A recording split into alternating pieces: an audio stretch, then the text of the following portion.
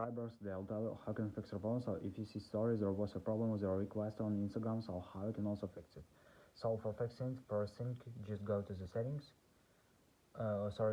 Just try to close your Instagram and just open it again. And if it doesn't have, if you still have the star, so just go to the settings. In the settings, you need to find here. Just try to check your internet connection. So just open Wi-Fi. If you're using Wi-Fi, just try to turn it off and turn on again.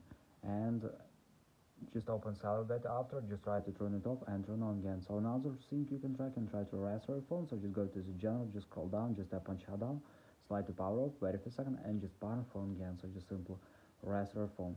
And if you still have the storage, so you can also just try to update Instagram app. So just go to App Store, just go to search tab, in search tab just right here Instagram, and if you see here update, just tap on update and wait until it was successful installs latest updates for your iPhone. So thanks for watching, have a nice day, subscribe to my channel if you like, and bye.